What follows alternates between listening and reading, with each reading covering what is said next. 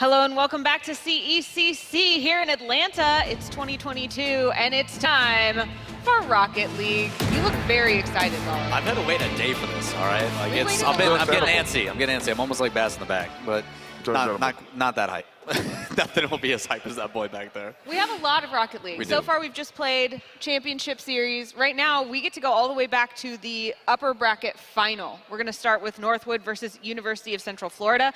Two names we've been seeing a lot throughout throughout all the games, actually. Two teams that are really doing well. Then we will do the lower bracket final. That's going to be Stockton versus whoever loses that first match. And once we figure that out, we will go to the grand final. So all Rocket League for the next little bit. Yeah, we've got 3 rounds and a lot of high-profile talent. So for those who are unaware of Collegiate Rocket League, there's a lot of really exciting things. Even though our pro scene starts at the age of 15, we do still have some higher players that not only have earned their path into the pro scene due to the collegiate scene, but also the evolution of it and the ability to see the skill level climb over the last 2 years has been quite impressive. We are starting to see it more as like a prolific way to not only earn a degree and pay for your tuition, but also a viable option to get additional reps and more practice and stuff. You take Northwood as a prime example. They've won pretty much everything, just like we've seen in other esports, apparently. And their system comes into place because they have one player by the name of Lion Blaze, who is a top 8 North American roster team with Ghost Gaming, who's actually here with us with a panel. We've also got someone like Nox's, who's top 16 globally ranked. You've got then his 3 teammates, who are also all semi-pro, amateur level, pro level players, and they all still perform at that high level. They're playing with their worst 3 players and are still the #1 seed, still in the upper grand final. Like, they are that good. There's so much depth to that roster. You're then looking at Central Florida in this match. They're the 7th seed coming in, and they've beat the #2 seed in Columbia and the #3 seed in Stockton. Why are they here? No one knows. I hear they've been a little bit rowdy and are definitely the Lanimals that you've been talking about. Rowdy. They're talking their game. So I'm hoping we get some spice in the interview, especially from Esfera. He is one that is definitely one to pay attention to. But they also have a star player, too, by the name of Luke. Luke actually used to play for Ghost Gaming on the pro roster for quite a while and has kind of gone through some other stuff, taking the collegiate route and everything else, and is earning his degree and doing, big things. So a lot of talent in our first matchup, and we haven't even talked about Stockton yet. Yeah, this is the first time we're seeing any Rocket League. How are you guys feeling about going into this? Well, I'm going to have to rely on as much of Lawler as possible. We sat down and played a little bit, and you're just sitting here like, what is... Oh, yes. oh man. Like, my analysis is ball hit good, ball hit bad. Like, that's pretty much about as much Cargo as I'm going to... Yeah, right, exactly. Yes, honestly, you could probably cast Rocket League Pro. That's all it is. That's all it is, man. We play cardball soccer, Like, it's pretty straightforward. It does play more similar to hockey with the way that it is. It's a 3v3 rotation.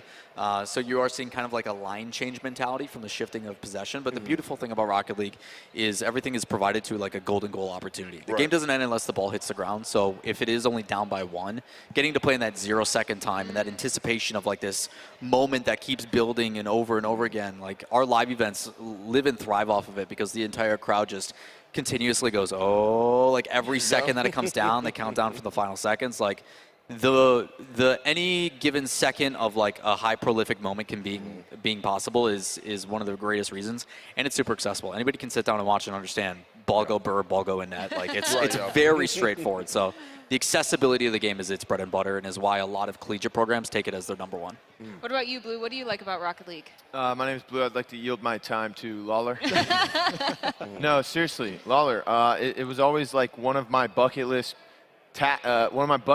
items for esports, for anything actually, was to be at an event that you were at for Rocket League. I appreciate that, man. Thank you. And now that I get to be on the desk with you and just listen to you this close about it and intimate, that's so sweet. That's like times 10. So I'm honored, man. I'm honored. I'm enthusiastic about these matches, but I'm more enthusiastic about listening to you break it down and talk about it. And Bass, too. Bass is... Yeah, Bass has been... He's excited. Since yesterday morning! Yeah, he's freaking out. So I guess I can pose a question to you guys then. Obviously, because it is my bread and butter, it's my mainstay, it's what I've been doing for 7 years. Is there something that you've always like wanted to know about the game? Or is there something like by watching you're like, okay, I understand the simplicity and the accessibility of it, but there's these other things that I'm just like, what the heck is happening? Right. Hit me with it. Well, there's definitely one thing it is that you had talked about before, which once again is like the sort of like implicit nature that Rocket League has, which is like once again ball hit, ball go in net, right? Which is like something that it is that everybody understands no matter what sport it is that you're playing, right? And you explained this a little bit to me. I'm excited to see sort of like the in-depth mechanical stuff, right? Because that's something that I'm always interested in whenever I'm watching games, whenever I'm playing games. I want to know about the in-depth stuff, right? The stuff that's going to be crazy, the stuff that's like very small and minute, but it makes the change in that play, right? That the average viewer wouldn't really be able to understand if like we're looking at it for the first time. Yeah, I think that's the beauty, but it's also the difficulty of it. Right, so right. Rocket League in general is a physics-based game. So you talk about a sports simulation like Madden or FIFA. If I'm playing FIFA and I want to pass the ball, I hit a button. Right. In Rocket League, I am physically controlling how fast the car is going, brake checking the ball, making sure that I touch it soft enough so I can maintain possession. If I dodge into it or I push into it, you got to make sure that everything you do as an individual is perfection. And now you're adding multiple players, and you see like a give and go on the field where it's a perfect pass play downfield. That is every single person putting themselves individually in a perfect position, hitting it just right with the right pace, putting in the angle, like the placement of the shot, like everything on an individual level. So while it is very accessible and very easy, there is no other game like it. So you, in an FPS, point, click, shoot, translates all the way back from like Doom and Quake. Rocket League doesn't translate from anything. It is a brand new genre that has never been done before. So for a lot of people sitting down and playing it, it goes one of two ways. Either I love it because I can physically see myself linear progression the hours I put in, or this is way too hard, I hate this. I can't stand it. So it's that engagement that because it is a physics-based game, there are so many different nuances that are done by the individual, and like in the big moments, it's a giant chess match. That's all happening split second. I love talking about Rocket League. I think the three-dimensional space it takes up is so fascinating. Cool. But we need to focus in on this exact match that we're about to watch. So let's take a look at the keys to victory. We're looking again at Northwood and University of Central Florida.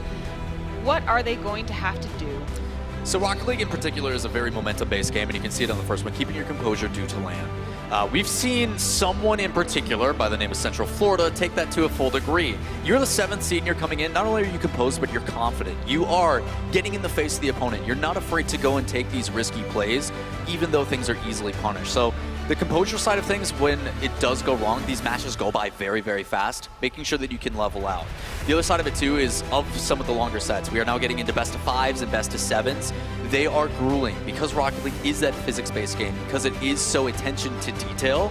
Your mental is flying at 110% every single second, and you have a 60-second break in between every single game. We play back to back to back until the series is done. There is no timeouts. It's 100%. There's also the side of the psych factor, which is always great. The best part, I can see the crazy flip resets, the musty double touches, and other mechanics. You have no idea what I'm talking about. Right. But when I see some guy brake check a dude and break his ankles and his ankles turn into wine, that stuff, those psychs, those fakes, the big moments, the deeks kind of stuff, that's what I live and breathe for. It's my favorite stuff. So we do have the micro and the macro game within the game itself, but then you also have the mental game outside of it. And then the whole concept, be assertive, that confidence that we're talking about, that has been Central Florida's bread and butter so far against the #1 team, arguably. When we pulled all these players, who are you afraid of? Northwood. Every single person. Even Northwood, when they responded, was just like, you should be afraid of us. Nobody else. Thank you so much to Microsoft CDW for those keys to victory. I want to talk about what's on the line. We're going to get an updated prize pool here. Looks like first place for Rocket League is going to be $3,000. Second place, $2,000. Third place, $500. And for that MVP that is chosen at the end of the match, they also get $1,000. Hold on. MVP gets $1,000 on their own? They do. Hey, I can play Rocket League. Let me go down there. Yeah. Y'all need a sub? The best part, too, is our rosters are only 3 people. So you're looking at like Overwatch, they got a grand prize pool. They're splitting it between 6. We got $3 grand. We're splitting it between 3 people. Each person is getting the same amount that we just saw in Overwatch. Yeah. Wow. There's a lot on the line. It may make you hungry. And if so, think about McDonald's. You can download the app for exclusive deals and easy ordering. With the McDonald's app, you will get access to those exclusive deals. And you know what we have access to? Some amazing casters to take us into this game. Let's see it. Hey. Here we go. We've been waiting all weekend for this one here, We're Trevor, here. and we have finally arrived. Rocket League has arrived, as well as Northwood and UCF. We've been talking about this all weekend long. UCF, I hate to say it, UCF fans are going to hate me for this. You shouldn't be here. 7th seed walking into this. They don't have their best player, and somehow they've beaten everybody else in the competition. They arrive here against Northwood, and to say that this is a tall task, well, that is an understatement beyond compare. Yeah, I'm really excited for UCF to see what they can do here. You know, not only for them to be main stage in the bright lights, we are too. We got the Oakleys on to help, simmer that down a little bit. But having UCF here, like you said, should not be here by any means, by any stretch of the imagination, right? It's a completely unheard of stretch that they've had. That started before we even got here. Yeah. They're a wild card bid that lost to USF to get here into this event. And what they've done with the opportunity has, by and large, exceeded expectations. They've gone 6-2 over all of their series. They are looking outstanding, and I'm so excited to see what they can do against Northwood, who, as we've talked about, as everyone in every game so far has talked about, has pretty much dominated competition. They're unreal. To give you guys reference to this, Northwood has won almost every competition in Collegiate Rocket League over the last year. The only one they have not won was CSL, and that was actually an upset victory against one of the teams that is in the lower bracket here. They lost to Siena Heights. Stockton, our lower bracket team, then won the entire competition. But aside from that, Northwood has taken everything, including this tournament here. They are 6-0. They have not dropped a game thus far here, Trevor. They are unreal dominant through this. But again, UCF, man, they've got that fire. Something is driving them here at this LAN. Yeah, they set it up there, the Lanimals, the demons, up close and personal. And that's what we talked about. This is the point of being here in person, embracing that LAN culture, right? Get loud. Make sure that the other team knows that you're there. If you do some amazing play, make sure that not only do they see it on their screen, but they hear it in their ears as well. And I just love being back here in person because we get that full experience. We get to see, we get to hear everything going on, not only on main stage, but everything that's been going on behind the scenes as well. I'm so stoked for what's happening. And am I reading that right? Do I see Lion Blaze on stage? I know Lawler was talking about it. We were talking to Lawler about that. If that's actually Lion Blaze, it's a different lineup right now here for Northwood University. But, well, we're going to have to find out, as it does look like game number 1 here has officially arrived. We can actually see the full lineup now, and well, we'll find out. Is Northwood actually playing with their star-studded striker, or are they going to be playing a little bit different? For right now, they're playing with some fire, as we are 15 seconds into this one, and already Pirates is on the board. Yeah, Pirates firing the cannons, getting the first goal here of Rocket League. We get to see on stream a day late, a dollar short, but Pirates getting the first one up. UCF taking the lead here. I'm so excited because of just the be assertive mentality that we've had. Just making sure that you come out swinging.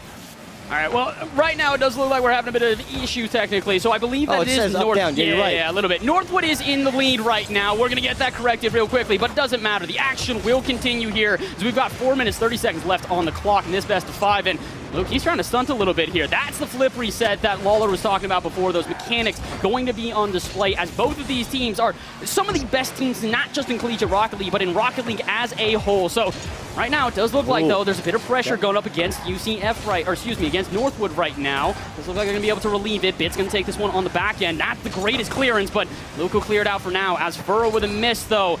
And as we continue to go back and forth here, usually game number 1, Trevor, just a bit of a feeling out period. Neither team really going to try and throw everything at their opponent as much as figure out what strategy they want to play with. Yeah, and that's the benefit going into, as Lawler was talking about, the best of 5s, the best of 7s, the extended series. You get these opportunities, but just getting the favors from the uprights here. Bit's going to get an equalizer goal.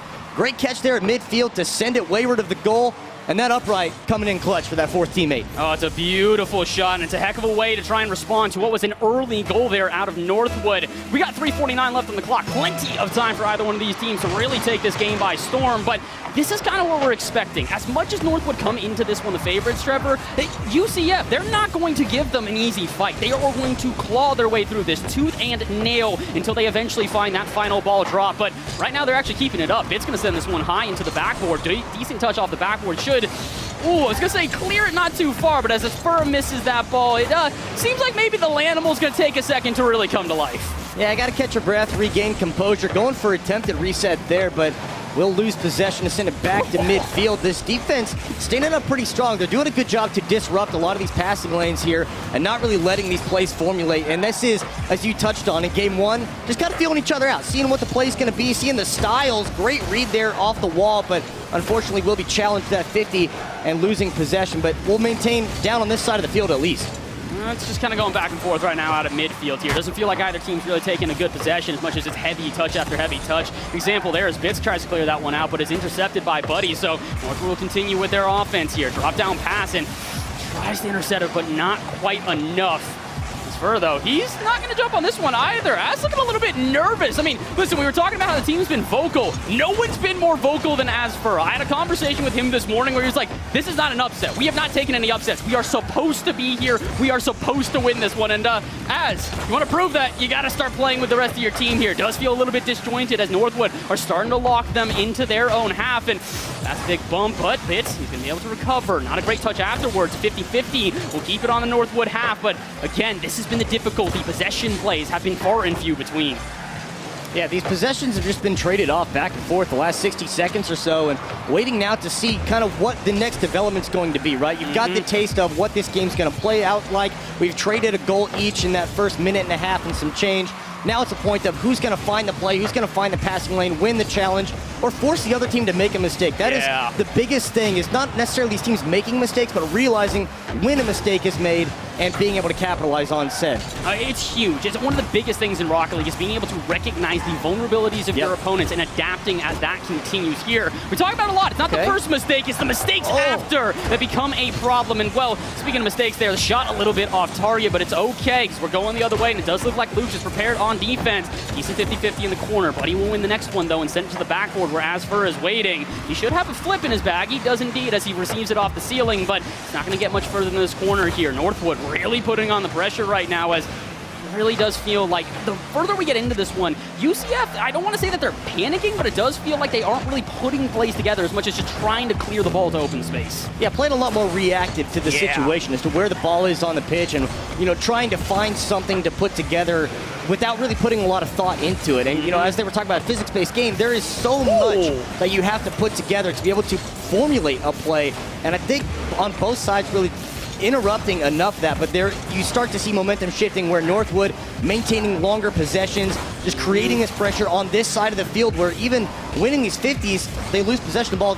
It's just temporarily. Now, here's the big thing, though. We talk about this a lot. Pressure, it means a lot, but it doesn't mean anything if you can't get shots on target. True. And it's been a while since we've seen a good shot out of either squad. Again, this midfield presence has kind of just been sending it back and forth. With 20 seconds left, the last one will probably be the decider, or we go to overtime. And folks, if you've never seen an overtime in Rocket League, well, it's golden goal. You get that goal, you take the game. And right now, it's looking like we are heading there. 7 seconds left on the clock. The pressure is up against Northwood, though. But as Hockey clears this one off the backboard, I'm assuming that'll hit the wall and hit the ground, and oh no. Luke, why would you do that? The double touch, it's open, but it's not on target. We head to overtime, game number 1. What a way to start a Rocket League series, going to extra time, getting some free Rocket League under our belt, and a great opportunity there, just missed it wide. And now after that, you know they're gonna be reeling, kicking themselves, trying to find a quick answer, a quick strike back, and immediately applying this pressure, picking up right where they left off.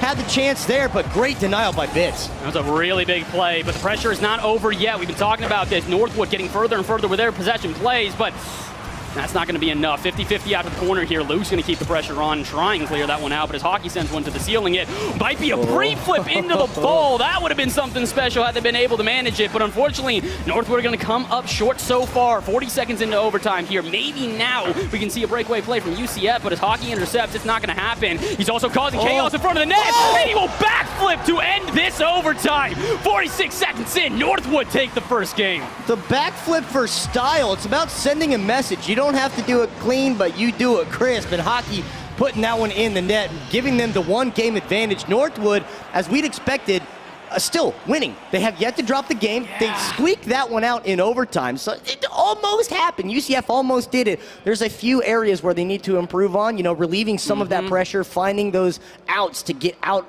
from the back of their zone and try to find something to transition into an offensive place.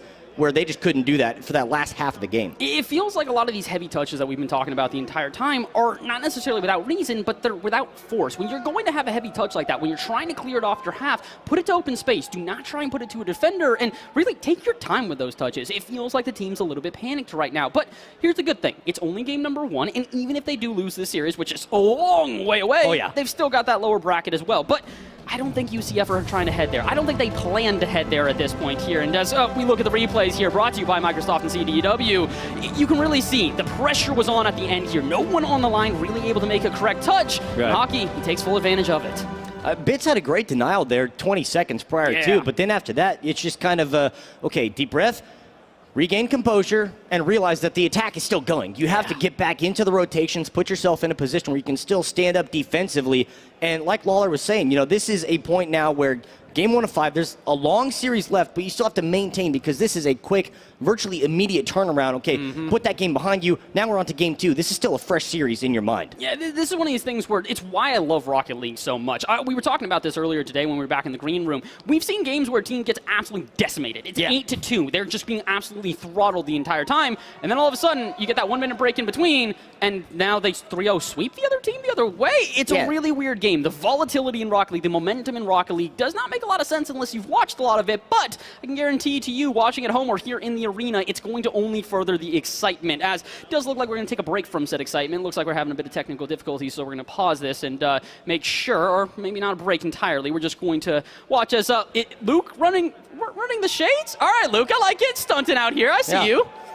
Blocking out the haters. 2 thumbs up after that performance, trying to continue their run here on the top side of the bracket. That is also the other benefit of this is that, okay, yes, but you don't want to take that mentality where if we lose the series, we still have another chance. You still want to have the mentality of we're going to win this series, right? We're coming out on top because, granted, on the other side of it, there is still a very scary team. It's Stockton. And to give you guys reference why we are referencing, Stockton as such a threatening team, remember how we said the only time that Northwood have ever lost a league, it was Stockton who took it. And the only time that UCF have really struggled in league play in CRL was against this team. They lost to them in league play, they lost to them in playoffs, and now they get their revenge, and they do it without Bambi. So it's really an incredible feat here thus far for UCF, but the feat's not over. They may have locked in the money, they may have a chance to get at least 3rd place, but they want more. They want the glory. They want to prove to the rest of the world here and the rest of the collegiate scene that they are the Lanimals. They are the team that can get on land and decimate their opponents, even if the odds are against them. Yeah, it doesn't matter who's on the roster. They just want that big shiny trophy that's sitting center stage.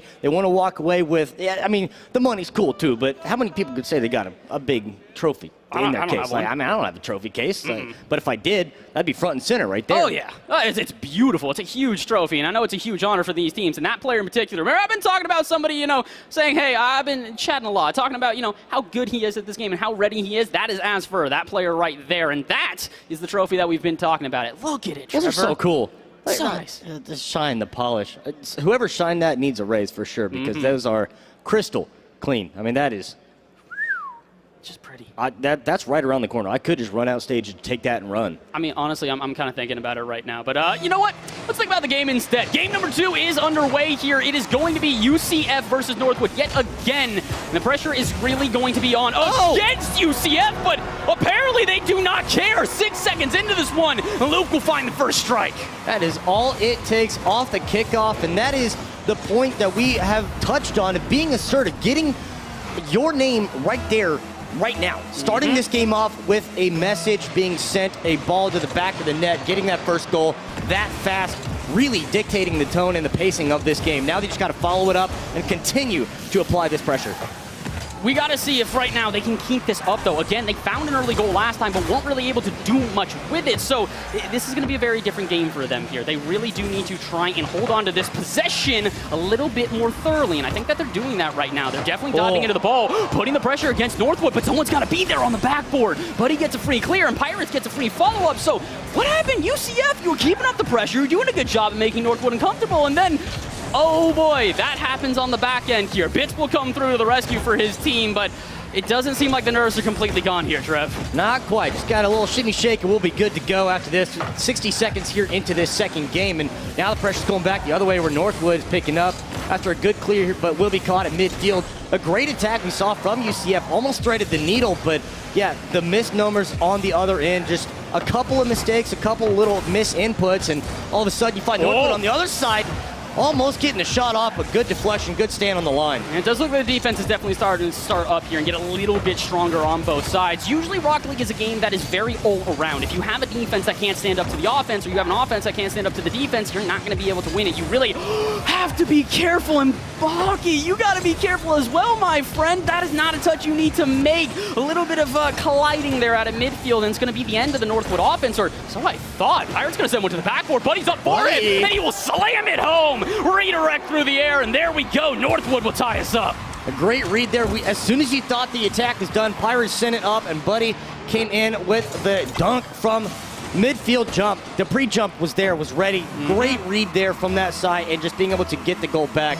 Just phenomenal Rocket League play. It really is. That's a player to watch here. We've been talking about, how these players are semi-pro, somewhat pro. Buddy is probably one of the most prevalent players here in this lobby. He just qualified for the closed qualifiers for RLCS, meaning he's got a single day left and will be in the biggest prestigious event in all of Rocket League. So he's got to be feeling himself. He seemed like he was hyped last night when he got in, and seems like he's pretty hyped right now because he's doing some nasty things out here on the field, and it might work out. That's a free flip out of nowhere. Okay. Can Luke get back to it? Indeed he can, and Buddy, he will not get a follow-up touch. Pitts will clear that one out, but this is a scary place here, Trevor. Yeah. If Northwood are coming to life, UCF, get prepared. Yeah, real precarious position they found themselves in. All three UCF players in the corner at that point have since reset, got themselves back into position. Now the demo's going to give numbers advantage, take this up the wall with full boost, but a good challenge there on the wall will take it back. But this attack's not done. They're still just going to keep applying this pressure. We hit the halfway point through game number 2, and this series already playing out exactly like we want. An overtime game 1, a tight game here in game number 2 halfway through. This is everything we could have asked for. This is exactly what we were hoping for here. Again, UCF, they may come onto this one on paper as the lower-seeded team, but it doesn't really matter to them. Like we've been saying, they've been playing an uphill battle pretty much since they got into Collegiate Rocket League, and they knew they were going to have a battle here, but they've been very, very prepared. Thus far, at least, but with 2 minutes remaining, they still got to try and hold on here. As for a decent clear out to the side, he'll have one of his teammates receive it and send it the other way, but pressure's still up against them here. It does feel like UCF are getting a little bit too passive. If they start giving this much space to Northwood, you know they're going to do something disgusting with it. Yeah, the attempt at the cross coming over, taking the boost as well, just starting to dominate this side of the field and just starving the UCF squad here with the demos coming through to try to give advantage. And the other side is going to be getting that one, but immediately cleared back out, sent the other way. And now this is just the long clearance to see if we'll get one off the backflip. What a save from right to left. Luke will make sure this game stays knotted at 1 apiece. Man, we got to give credit to Luke. He has really been stepping up throughout this entire tournament thus far. And I mean, UCF, you definitely look like a team that can take down Northwood right now, but with about a minute 15 left on the clock, they've got to do it here and now. They lose this game, Trevor. They got a reverse sweep. And listen, reverse sweeps happen in Rocket League. They do occasionally happen. They're very rare, though, especially in a LAN environment like this where the pressure is against you and you really have to step up when it matters. So, speaking of stepping up, UCF, it is now or never. A minute left on the clock. They're going to try and clear this one out of their own half, but as it gets trapped in the corner, it doesn't look like it's going all too far. But he clears it out to center, and Pirates with time and space and boost in the tank. This is not what you want. Pass out to Buddy, shot off target. Follow-up, going to center it again, and Buddy will try and dunk the last defender. Cannot get there. Hockey puts it on target, and Northwood with a chance to close out this game, but cannot hit the mark. These rotations from Northwood, they're giving every opportunity to every player on this roster, trying to find the shot, trying to find the angle, but there's enough disruption, not enough momentum. That ball's found the back of the net yet. Now under 30 to play, and Northwood's just looking for a hole in the defense. They continue this attack. Don't commit there, but will not find anything as Bits is the challenger and clears it out the other way. I'm surprised that even worked out. A double commitment like that definitely should have gotten punished, but it does feel, like I said, UCF, they're getting passive. They're not diving as quickly as they need to. And that could be a problem with drop downs like that. But Pirates puts it off target. They might be able to keep it up. I said might, and I was very wrong. We go to our second overtime here in the series. You haven't watched Rocket League before? I promise you, it's not normally like this. We don't normally get overtimes this often. Overtime's so nice, let's do it twice. Why not? Get some more extra Rocket League here in play. And just imagining off the momentum from game number 1 and how the latter half of these games have gone, Northwood should be riding this wave of pressure and momentum, but not able to find anything out of this one. Pirates gets the steal at midfield, trying to set up, looking for the pass off. There's Hockey off the post. Cannot get it to go. Instead, goes back the other way. Oh my gosh, Northwood, you are continuing to be plagued by your inaccuracies, and it could come back to bite you as it's in the other end. And Luke gets credited with the goal. Was that not Asfura taking the shot? How did Luke get this one? Calculated, by the way. That's just he hit it off the deflection. Yeah. Calculated deflection off of your teammate. Just able to get the goal, to go ahead, and you know, why not? Let's just keep things close, keep things interesting, and let's get UCF into game number 3. They give themselves a tied series here, and this is why we say Northwood, they got to be careful here. This is not a team to underestimate, and you make a single miss on the back line, it is going to get punished. Rocket League is a lethal game. They do not mess around, and as you can see here from the replays brought to you by Microsoft and CDW, this is where the thing started going wrong. The double commitments on the back end, the panic that, honestly, most teams can't do to Northwood. Northwood are usually such a composed team. To see them floundering like this on the back end, it's surprising to say the least. But you got to give a lot of credit to UCF as well. The fact that they get that early goal 6 seconds in, but not only are they just kind of getting Northwood out of their element, but they're also holding pace with it. I mean, they're matching it blow for blow. They're not giving anything up too asinine on the other end to Northwood. They're just keeping it close and keeping a good matchup between the two. And sure, you give up one goal, but you find one back on the other way. There's always those small, minute mistakes you're going to be able to capitalize on, recognize the faults of the other team, and that's what UCF was able to do to keep that game a 1-0, 1-1, and force it into overtime. It's been a close game so far. It's been a close series thus far as well, but this is really where things start to pivot a little bit here. The winner of this match is going to move on to series point, and they will need a single game to move to that grand final.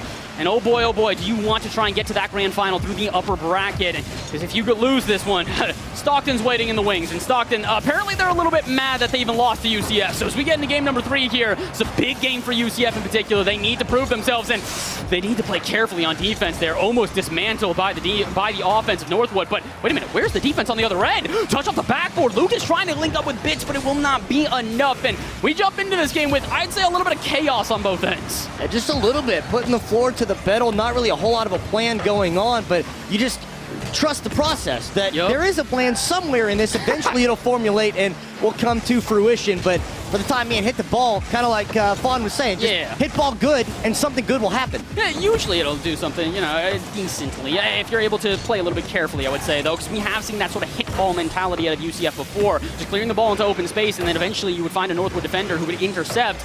No one intercepting this time, though. Bits getting free space and time off the backboard there. Pirates will eventually try and dive on this one, and so has Furra, but this is a 2v1 here. Luke by himself, and he cannot make the touch, but Bits can! They can't find the follow-up as Furra makes the save as well, and somehow, someway, UCF live to see another day. UCF have put the shield in front of this goal. They're not giving anything up here just yet. The pressure maintains from Northwood, but they are holding on for now. Watch another shot. Crossbar as Furra gets another save as they are just not relenting. Northwood trying to put shot after shot, but UCF, all of these saves, somehow are still scoreless. I don't understand. As for, I don't know what you're measuring in, but it better be masonry, because you are building a brick wall on that defense. This man has been electric on the back line, but they got to survive another 3 minutes without conceding a goal. Otherwise, they go down 2-1 in the series. 3 minutes on the clock here. Pirates going to try and take this one out of the corner. Not the greatest touch, so as for, again, that defender, he will clear this one out, and not going to find any of his teammates there. Bits couldn't quite read the ball. Luke dives into it eventually, but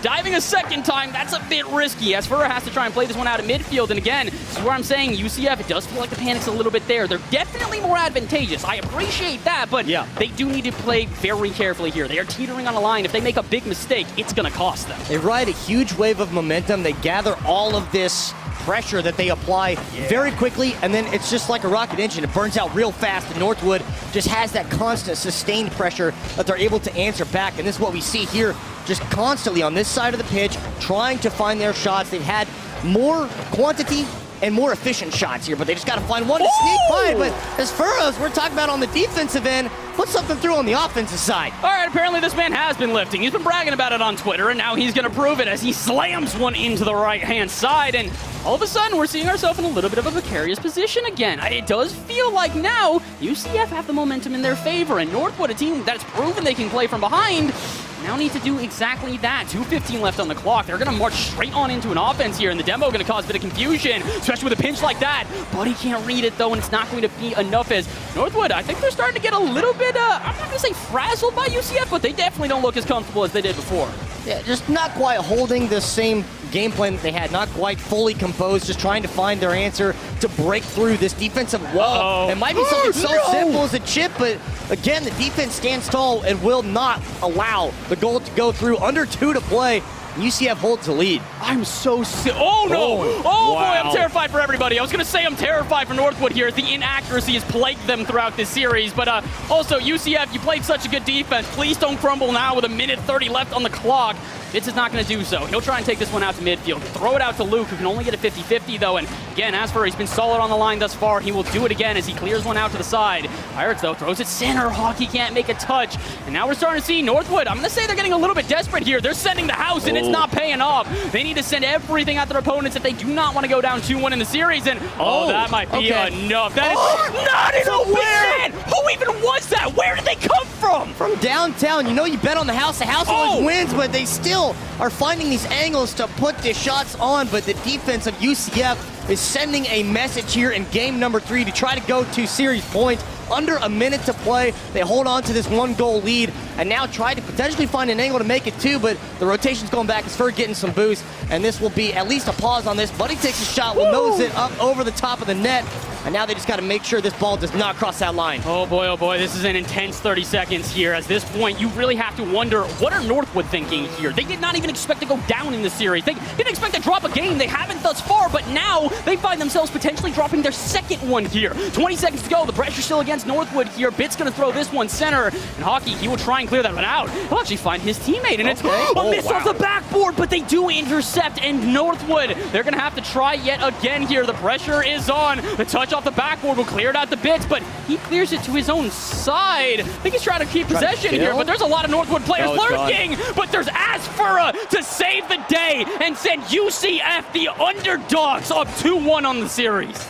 A simple goal, a single goal was all it took for them to take that game and now move to series points here. Saves. That's insane play. The defense of UCF, I'm going to give it to all of them. I mean, every single one of their rotations on point to just stop this relentless Northwood offense, just not able to get these attacks to really formulate to get that goal scored. There was multiple opportunities where that ball should have crossed the line. Northwood should have had a couple of goals, but just did not let it happen. Dude. Oh, just the nose. That's all it takes. Dude, listen, I'm so sorry, my guy. I was joking around with you saying, are you really going to be able to step up like you do? Yes. The answer is yes. It's very clearly yes, as they are now 2-1 on the series. UCF a single game away from moving to that to that grand final with an advantage, and we can't explain how important that is, that extra game, that ability to fight against your opponents with a little bit of extra safety net, and especially for a team like this who, again, they're not supposed to be here. True. UCF, the 7th seed, without their best player arguably on the team, and now they might just take down Northwood as well. They're going to continue on, but they got to now try and prove that here in game number 4 as they are up 2-1 on the series, and with 4:45 on the clock and the offense in their favor, they find another early strike here, Trevor. I don't think they're just keeping on to momentum. I'm thinking they're taking this series. It took a minute and some change last time around to get that first goal, but slow and steady wins the race. They're trying to find something, but the defense will come across and make that save, send it back to midfield. As Ferd trying to find another one. Bitt's coming up, but we'll get caught there in front of the net, not allowed to get the shot on. As we'll just watch the midfield play some back and forth, some collection of boost, and try to find an angle. Northwood has to find a way to strike first, and I think that's going to be the difference maker here, as we've seen UCF get the first goal countless times. I think it's time for Northwood to send the message, to set the pacing of this game, and get the first goal. How did that go in? All right, we're going to need to see the replay here. I need to understand this one. Hockey sends it to the backboard. Bit sends it out to the side. Pirates throws this down, and Hockey just dunks the defense. My man's been hitting in the gym. He's just bigger. Built differently to get the first one. So Northwood, as I was hoping they would, gets the first goal scored, gives them advantage early on in this game, and hopefully they're going to be able to maintain this offensive pressure now to put UCF on their heels and watch what we saw the inverse of last game. I want to see a game number 5 here. Listen, I'm not cheering against you, UCF. It would be awesome if you get to the finals here as the underdog. It really would be a spectacular story, but I just like good Rocket League. And right now we are seeing great Rocket League. Both of these teams at the upper echelon in terms of collegiate play, and they're proving that here with the back and forth battle out of midfield. Bit's going to try and throw this one center. Asfura, I don't think he's going to get a touch, but they almost fake out the defense there. They're a little bit flustered as they don't really seem to know what to do with this ball. Eventually, Buddy will throw it out center, and where's the flip reset. I knew it would come, and Luke knew it as well. He will make the save, and again, UCF, stellar defense doesn't even begin to describe what we're seeing. Able to get the flip reset, but read it like a book. The force is strong with Luke here. Is able to make the save, send it back the other way. But now they got to find a way to get something going, to get a goal scored for themselves. And this is just, as you said, great Rocket League between two great teams. Regardless of who's on, try to get the play off the backboard, but does not formulate too much. His buddy will take position, carry this one down the field, up over the top, look for the goal. Fakes out Luke this time, and Buddy puts it to the back of the net. All right, this is something I don't think we touched on. This is physical play to a T. Buddy flicks the first one and goes head hunting for Luke, and he will find a body along the way. 2:56 left on the clock, and I hate to say it, but we're looking like we're going to game number 5 here in a series where we haven't seen more than a 1-goal lead. Northwood finding 2 here in game 4. UCF, you're going to need to find some sort of recovery because it does look a little bit treacherous for y'all right now. Now this is the point where the limits have been tested. We'll see what the answer is going to be for UCF and maybe find something open all the way down. They'll take the freebie any day of the week. So they find one back real quick. I got a couple of questions here. That dive out of midfield, out of, I believe it was Buddy, a bit questionable, but I don't need to say it to him. I know that Northwood's in his ear right now going, dude, why? And, well, dude, why? 2:40 left on the clock here. UCF have found themselves a second life here in this game. Can that be enough? The light at the end of the tunnel that they are searching for is a grand finals appearance where they can meet Northwood again, or they can even meet Stockton. We don't really know, and, well, we're going to find out as Bitz takes this one through the corner, sends it center. Luke able to intercept, but doesn't really do much with the ball, so Asfer is not going to jump. He's rather going to just play out of midfield and try and prevent the inevitable counterattack here out of Northwood. No touches on the backboard, but Hockey takes it away from his teammate again. Crossed wires here. Northwood, they look incredibly disjointed. Yeah, just a miscommunication there on that end, but good defensive stand going the other way, reading, able to get in the air to make the challenge, not allowing any sort of good shot opportunity to prevail in that situation. Come up on 2 minutes to play here, still the lone goal lead, and just trying to find a crease in either sides of these defenses as UCF just has to find this answer back. His first going to carry this one down, but will be caught by Pirates. And now just this back and forth midfield play. Bitz will get, again, the catch here. They do pick up that corner boost. Well, looking for something over the top. Hockey will be denied by Luke once more. It's a pretty simple, straightforward shot, but this pressure, again, from Northwood is starting to really impose itself. This is the issue right now for UCF, is that they don't need to have this back and forth battle. This absolutely favors Northwood as they're just wasting time off the clock. Rocket League goals may come out of nowhere, but usually you can start to see the development of a play. Either that or it's a defensive mistake, but we don't like to talk about those. I'd rather, you know, if I had any wood around here, I guess I'll knock on the box in front of us and say, hopefully we don't see that. I'd like to see a stunt. I'd like to see someone hit the nastiest shot we have seen all day, which, to be fair, this is our first Rocket League series, so we probably should see some nasty stuff, and could be this right here. Hockey, though, able to clear it out to midfield, but unfortunately they have a player waiting. What are they going to do with it? Pirates able to make the 50-50 and clear it out. And with a minute remaining here, Northwood, they're looking down the barrel of a game number 5, and UCF, well, they're just terrified of going there. Yeah, really, really intimidated to be in that situation, back against the wall, but that's the underdog special. That's the Mamba mentality where they're going to be able to play at their peak. And Northwood here, you got to imagine there's at least a drop of sweat coming down because they hadn't dropped anything so far. And if they're looking down at game number 5, then maybe, just maybe, that's enough to get them off edge here. But 30 seconds to play. UCF's going to have to find an answer real quick as Northwood's been in control of possession, control of the ball. Bitz able to get the nose on. We'll keep that one out for the time being. Try to find something to go the other way. It's not going to be enough, though. They're going to find some resistance out of midfield here. As for launch and clear to the backboard, and Buddy, a bit of an awkward pinch. Luckily enough, Hockey will be able to recover, but this is off the backboard. Are they going to make a touch? They will indeed. And again, as for he's starting to look passive. We said this was an issue. They don't want to dive out of midfield, but they got to start diving now. 3 seconds left as Hockey clears out to the side. It's up to Bitz to keep it alive, and he will not. Northwood even out the series, and Trevor, we're going to game number 5. This is exactly what we signed up for. This is what we wanted. This is what we wanted all day yesterday. We get it today. And, you know, you say you hate to say it, but I love to say it. I love Game 5. Give me more Rocket League. This is all I want. And between these two teams, as we expected, we don't really know what's going to go on. Put the predictions in. I would have said 3-1 to Northwood, but UCF really came out swinging and really set the tone and made a statement here early on in this series. And now going into not only Game 5 of this one, but going into the next series of the lower finals, that coin toss. I don't know. This is not just a coin toss. It's like 18,000 points. You throw a bunch of like dice on the floor, hope that maybe you can figure out. I don't know, like what's a Ouija board? Is that how you like communicate with ghosts at this point? Because honestly, at this point, they're going to have to call on some spirits to be enough to take this game and to take this series overall. A single 5-minute clock will determine who moves to that grand final and who has to face Stockton in the lower bracket. And again, for UCF, this would be a monumental occasion. They've never been able to beat Northwood, and they might not be able to do it today. The physicality will put Northwood on the board early. And that is what we mean when we say be assertive. Getting Bits right out of the way. Buddy with the follow-up. The good 1-2 punch right there to sneak it in underneath the crossbar.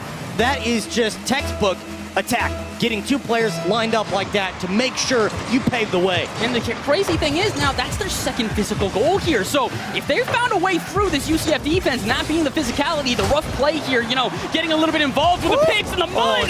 But as for he will find a clean way out of that one instead. 30 seconds into this one, and UCF, again, they're playing very passive here. Luke taking this much time on the ball. I know it's because he's got no boost, but you can really see UCF, they are not nearly the unleashed animals they were before. Yeah, we're starting to see the animal that is Northwood, as Hockey's going to sneak one in inside that left post. A shot from midfield, good possession controlled here, and just able to find your teammate, gets the pre-jump, able to get there before the defender. Bits caught in reverse, and that is not the angle you want to take. I'm getting a bit nervous right now. We're 40 seconds into this one, and Northwood are looking like they might just decimate this game. Remember we talked about before, folks, you know, like that 1 minute period in between games can really change the tone overall. It can change the tone for the worse for certain teams sometimes. When the pressure gets up against you, UCF, are you going to be able to stand against it, or are you going to crumble underneath? And right now, I hate to say it, they're not just crumbling, they are shattering into dust. And that's not going to be enough to change that one up. Clear out to midfield. Buddy's going to easily intercept that one. And, ooh, more physical play is going to throw the defense off a little bit here. Bit's not able to get that clean of a touch, so it'll stay in the corner. And we'll at least relieve it for now. Hockey sends it out to midfield. Touch off the backboard, but oh my. That is what we're talking about when we say mechanics. Hockey stunting on everybody. All of a sudden, Northwood looks like they had UCF exactly where they wanted them for the entire duration of the series. A 3-goal lead now. Under 4 to play. As we mentioned last game, it was just a single goal that made the difference between all the previous ones. Now all of a sudden, Northwood really coming out with the message here. Their offense has come online. This team looks like they are in full form.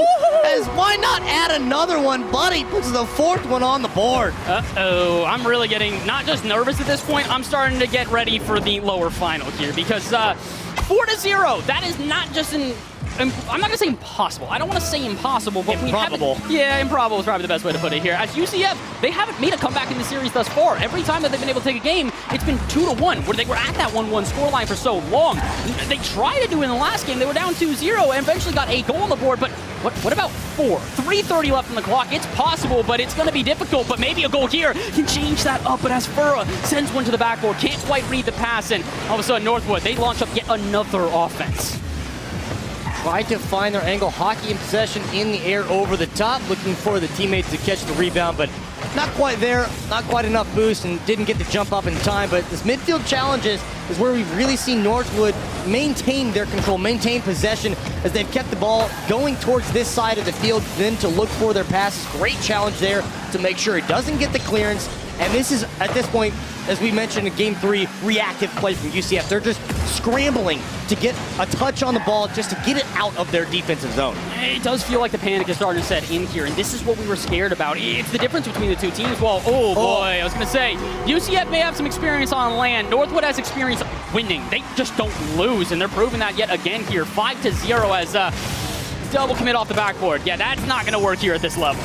Yeah, Hockey picking up another, the 5-0 scoreline. Now, we haven't even hit the halfway point as we will, pending off this kickoff, and this is all Northwood all the way. This is making up for the lost ground they had in those first few games, but not dropping any series coming to this. Maybe they just came in cold, maybe they weren't quite prepared or didn't expect UCF to come out the way that they did, but Northwood here in this final game has really established themselves that they are here not only to win this series, but to win a championship. Yeah, they're ready to play. Even if they don't have line plays, even if they don't have Noxious, Buddy Pirates and their third in Hockey are going to be unreal. It's a team that, again, they are far and away the #1 seed in this thing. The only other team that could really compete against them was Columbia, and guess who Columbia lost to? Lo and behold, it's UCF. So Yeah, this is going to be a bit difficult for them here. I don't think UCF's going to be able to make this comeback, but hey, listen, Trevor, I believe in miracles. Do you believe in miracles? And, well, does UCF believe in miracles? Because they need one right now with a 5-0 deficit with under 2 minutes to play. We'll take it one at a time. UCF just has to find that first goal, find the first one to start to break this momentum Northwood's built up, and then build off of that. But it's just a tough task to ask for when Northwood is the one constantly on the attack. You got to find a clearance out, put a play together, get some boost, find a pass, do something to get yourself out of this side of the field, get out of and past this midfield line. But under a minute and a half to play, it is looking bleak for UCF in this series at least. The good news is, though, they're not done yet. Well, what does that save? Come on now, you're just, there's no reason to go for a squishy save there. That's what it's called when you go in and out of the goal. You probably gonna save that standard, but Northwood, they're trying to stunt. They're not just trying to take this game, they're trying to prove that, hey, whoever does find us in that upper bracket or in that grand final, be prepared and be scared at that. With a minute to go, I know UCF is scared right now because they have got not just a date with Destiny, they've got a date with Stockton in that lower final here, and it's another best of 5, so they've got time to recover, but it does feel like their mental is going to be a bit in the gutter as they walk away from this series. That's the benefit, though, coming out of a series. We talk about the 60-second turnaround in between games. The difference here is that you get at least a little bit of time to recover before you face off your next opponent, but Money's going to find one off the hood, off the crossbar, and that will get rocketed into the back of the net off the pinch. Good Lord. All right, listen, if you've ever heard me cast before, you know my reaction to that. What? That's disgusting. That's making me sick. 6-0 here. Northwood, they're going to find themselves not just a cherry on top. They got a boatload of cherries. They brought an entire truck and just dumped it all over UCF. And, they might just dump another one into the back of the net as well. Going for their 7th. Denied by the defense, but how much longer can they deny it? Because, well, they can't deny the inevitable here, Trevor. It is going to be Northwood taking this game and moving to the upper bracket with that advantage.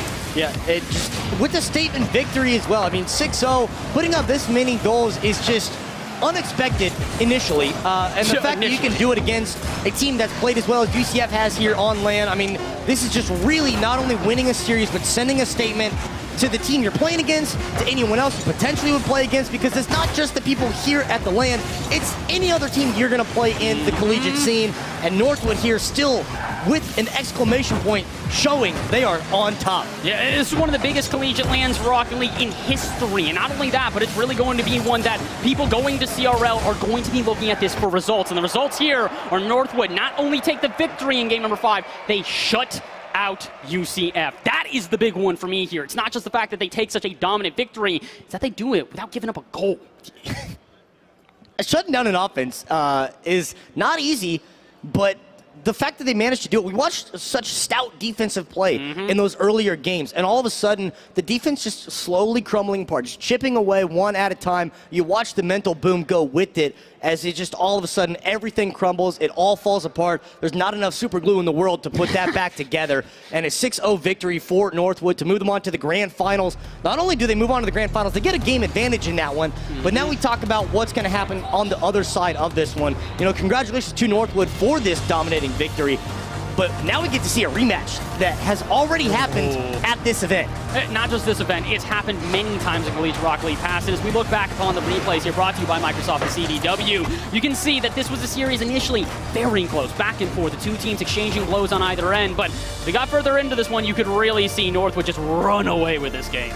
Yeah, the first 2 games going into overtime, I mean, that was just already starting out what we wanted. And watching a 2-1 scoreline, both going to extra time, a 1-0 in game number 3, a 2-1 in game number 4. And then game number 5 was just, who knows what.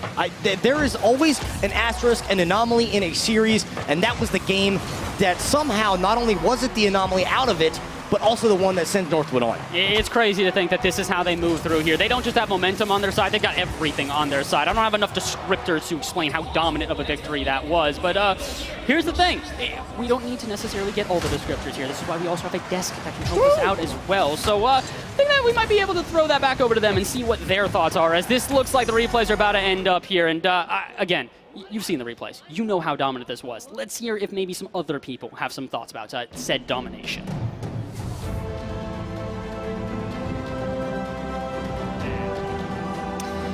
We do have some thoughts. I think Lawler especially has some thoughts, but what a series. Northwood coming out strong with a victory to begin with. 2 games, University of Central Florida looking dominant, and then Northwood was like, no. ending up with a 6-0 in that Game 5. Yeah, it started off actually pretty in favor of UCF. They did a really good job of actually providing quite a bit of defense. Credit specifically to Esfer. There's multiple times where you saw him actually checking back and cutting rotation towards his own net to actually cut off some of these angles. And Northwood, it felt like almost gave them too much respect at the beginning. There was a lot of times where I felt like Northwood was throwing possession away and just being like, okay, we'll be mindful, we'll play it coy and stuff like that. And then Game 5 happened. And I try to, like, to put this into perspective. Hold it up, hold up. You need a telestrator, because I was telling him, hold it up. Can we zoom in? Look at what Lawler's doing up here. You can't see it, but it's fine. But, no, here you go. It's just, it's drawing all these lines. He needs a telestrator. That's like, all from, like, 2 games. They're like just trying to figure stuff out. But, like, it's, to put it into perspective, so, like, the MMR ladder for ranked and stuff like that, like, you're talking the difference in skill from, like, it goes bronze, silver, gold, plat, all the way up. The difference between like silver and like our ranks that are like 2 higher than champion is some of the same gap between the highest rank from the people who just get into it to the pros. And their 2 best players who our pros are missing, and they're still putting on a performance like this. The team of Northwood is so talented, and it comes to a point where it's like, are you allowed to be this arrogant? And then you see a pre-jump pass pinch between Buddy and Hawk for 6-0. Yes, you get to be this cocky. It's fine. Like, keep doing your thing. It's unbelievable. Casters were saying they were trying to stunt. Would you agree? They're styling on the competition. There's nothing wrong with that. Like, when you're up and you have that many goals. And credit to, obviously, UCF. Like, they get to go back to do a rematch of that semifinals. Like, there's a lot to be excited about.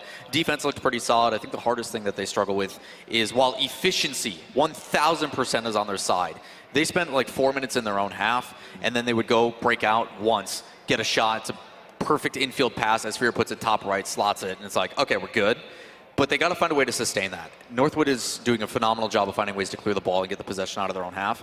But UCF, the defense has been pretty stalwart. Like, I'll give them credit for it, but against a team like Stockton that's also a good offensive powerhouse, it's going to be tough. We have an interview with the winning players on the ground. Let's see how much stunting they were doing. Polly, take us away. Thank you so much, Anna. I am here with Buddy from Northwood University. You guys are on a tear right now, steamrolling the entire year. You know, Buddy actually competed in our very first online event, the CECC, last year. Buddy, what's it like being online year 1 to now in LAN at a stage like this for year 2? Being at LAN is just so much better. Like, the environment that just, like, it's more competitive. Online, you know, you're just in your room doing whatever, but in LAN, you see the people, you know who you're beating. That's right, you get to look them in the face. So you guys defeat UCF. You're going to take over the winner upper bracket right now. What are the vibes like on the team? Are you guys confident that you're going to move on to victory here? Of course we're confident, always confident. Excellent. And out of the remaining 2 teams left, is there one that you're looking to particularly go against? Ooh, so UCF or Stockton? I think I'm going for UCF. Kind of grudge against Asper. Because they also did beat Stockton in their first bracket as well. So that's Buddy right here. Buddy, congratulations and good luck in the finals as we have more action coming up next in Rocket League. Desk, back over to you. We can't fault him for saying, yeah, we just 6-0'd them. We'll play Central Florida again. It's more of the grudge match. Like, Esfero's got a big mouth. Nothing against Esfero. He's a very loud guy, and it's super entertaining, but Buddy wants to shut him up. Across the stage, being able to point at him and go, hey, we beat you again, it's got to be a good feeling. We talked to Lawler a lot. What are your guys' reactions to that match? They hit the ball really good. Like, I was like super impressed, you know. But to be honest, all jokes aside, it was actually really, really nice to hear, you know, like the analytics, but like behind the camera when we were off camera as well.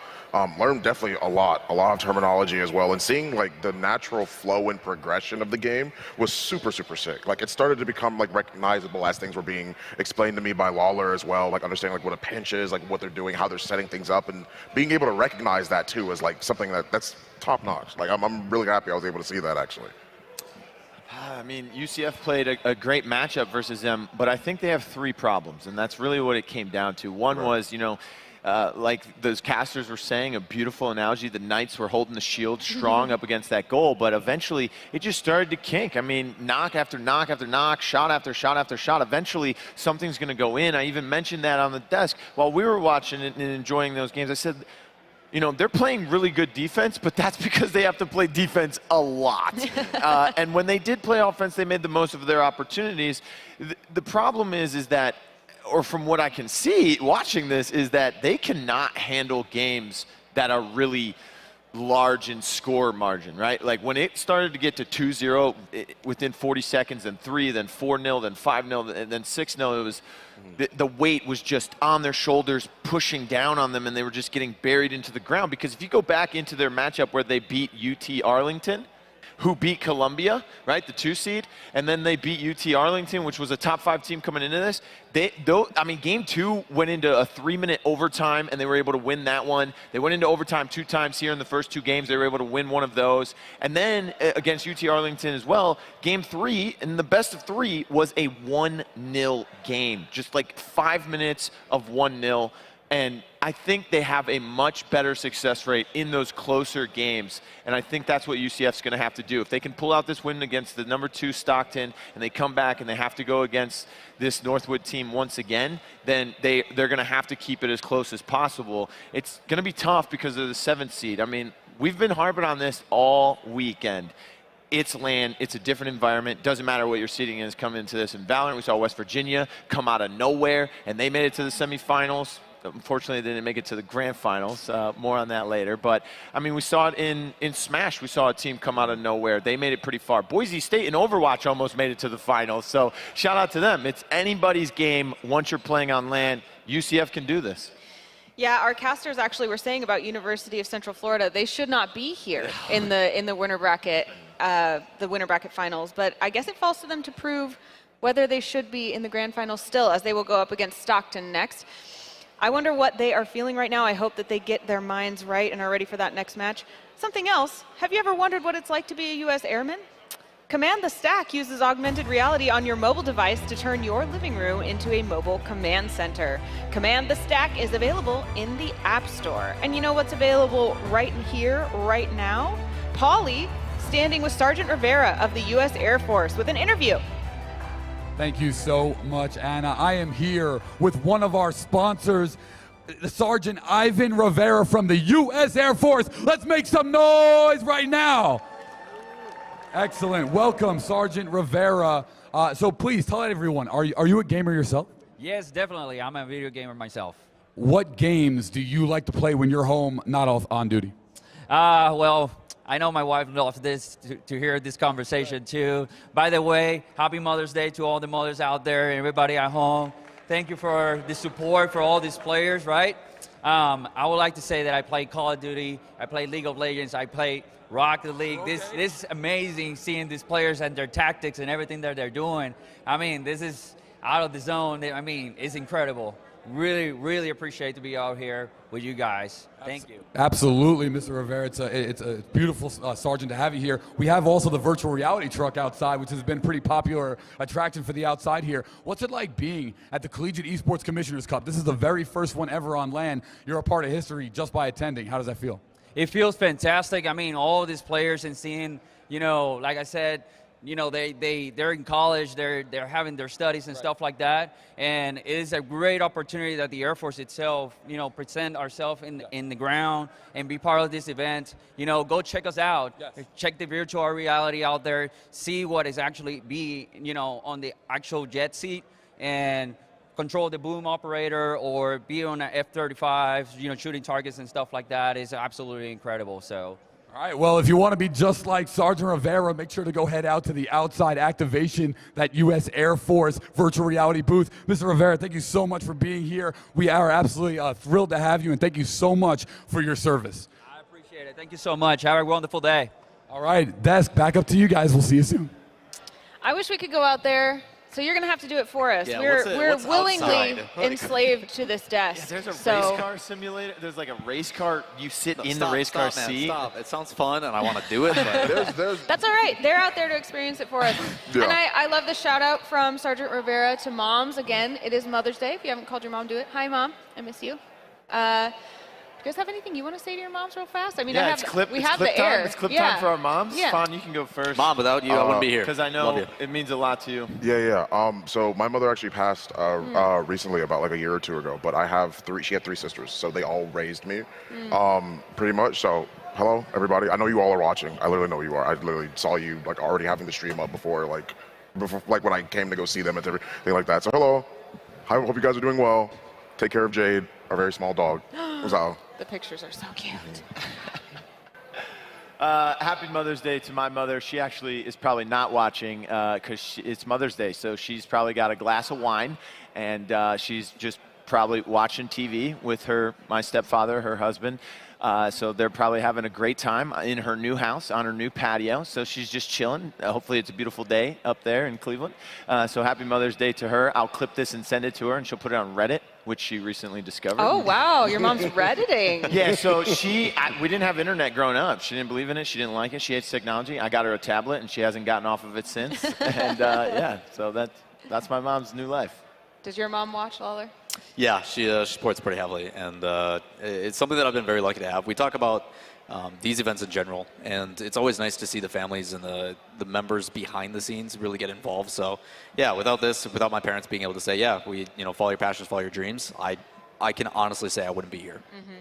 Yeah, my mom doesn't like to watch because if anyone says anything mean about me in chat, she gets really upset. Ooh. So Watch behave out, yourself chat. in chat just in case she decides to tune in this time. Yeah. But speaking of family, we are here at a collegiate esports tournament, the largest live collegiate esports tournament here at CECC. And I think that family is something that I see as such a big part of these collegiate events because, these are younger people who hopefully have their families either supporting or coming to see, like, why is this something that you want us to support? We talked a little bit about this yesterday, about the collegiate esports scene as a way to garner support in a personal, relational way. Yeah, I think it bridges that gap. There's a lot of people that are looking for that validity where it's like, oh, you play video games. Oh, you're getting paid for video games. There's no way that's real. And then you come to these events, you see the production, what goes into it, and everything else. And then you have the parents that kind of get that, okay, not only is it they're playing video games, but they're using it as a way to provide for their education. They're paying for tuition, but they're also getting life skills and learning, how to be part of teams and all the other social aspects that come from it. It is no longer hey, you're sitting in your basement at your mom's house, not talking to anybody, just playing your games. Not that there's anything wrong with that. I still do that. But, it's one of those where, the connotation that comes to negative and is primarily an issue that I think mainstream is still trying to get away from. And when you come and see it in person, you see the people in the crowd cheering and stuff like that. It's the same thing as any sport. It's people who are really, really good at something playing for entertainment. You do the same thing. You sit on a couch, you watch football. This is no different. Family's so important. As we always say, mama knows best, but New Street is the place to find out everything you need to know about collectibles, sneakers, trading cards, and NFTs. Visit newstreet.com. And stay tuned because we will be coming right back with the lower bracket final of Rocket